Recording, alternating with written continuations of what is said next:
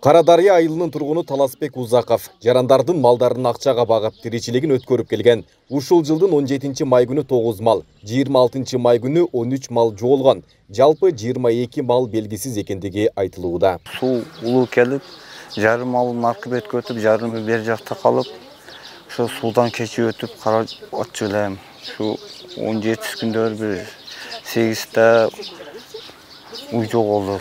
9 булка бир уй. Аларды чыгып калат деп карап жүрсөм, кийин 27-26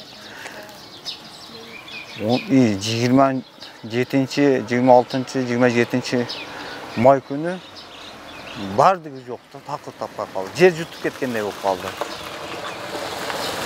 Ушуну таппай атабыз. 22 мал жоголгон күндөн тарта Карадария аймагын издеп чыгып, бирок көргөндөр жок экендиги аныкталган.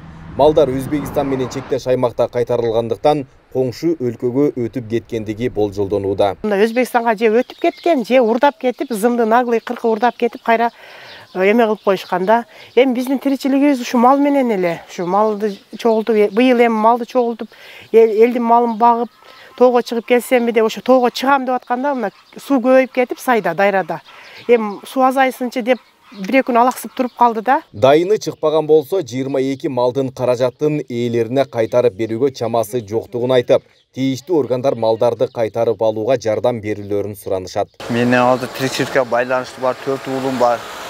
Ишеде иштебеймин, аялман иштебейт, үйдө эч ким иштебейт.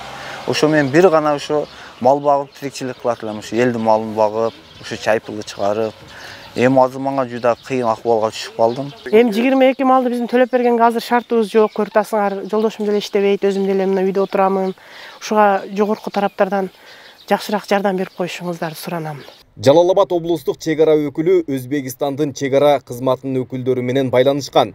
Коңшу өлкөнүн чек ара кызматы чек ара аймагынан мал өтпөгөндүгүн, кошумча маалымат болсо кабарлап турарын билдирген. Аталган маалыматты тактоо максатында дароо эле Кыргызстандын Жалал-Абад участкасы боюнча чек ара өкүлү Өзбек Республикасынын Кургон-Теpe багыты боюнча чек ара өкүлү уюлдук телефон аркылуу байланышып, тактаганда маалыматы жок экендигин жана тактап жообун берерин билдирген. Ошол эле күнү кеч Өзбекстан Республикасынын Кургон-Теpe багыты боюнча чек ара өкүлү Кыргызстандын Жалал-Абад багыты боюнча чек ара өкүлүнө телефон аркылуу байланышып, Өзбекстан аймагына өтпөгөндүгүн билдирип, кошумча маалымат түзүп кабар берерин айткан. Буга улай эле Сузак райондук ички иштер бөлүмүнө арыз менен кайрылган. Учурда бул иш катталып, издөө иштери жүргүзүлүүдө. Ошондон бери карап күтүшкөн, келип калабы деген же бирөө жарым маалымат берип калабы деген ойдо ушул күнгө чейин баягы толук кандуу кайрылышкан эмес да. Милицияга азыр учурда бир эле ички иштер органдары тарабынан эмес, чек ара кызматы ошондой эле жергиликтүү өзүнүз башкаруу бийликтери менен биргеликте чогулуп, ушул Өзбекстан тарапка өтүп кеткен малдарды кайтаруу боюнча тиешелүү иштер жүрүп жатат. Чек ара кызматынын Жалал-Абад облусу боюнча башкармалыгынын аймагында кароосуз калган мал жандыктар өтүп кетүү фактылары кездешүүдө.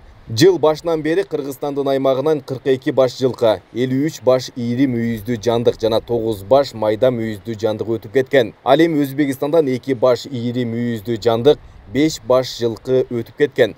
Жыйынтыгында эки өлкөнүн чек ара өкүлдөрүнүн сүйлөшүүлөрүнүн натыйжасында өткөрүлүп жана кабыл алынган. Айбек Исабеков, Аскар Маматисаков, Регион.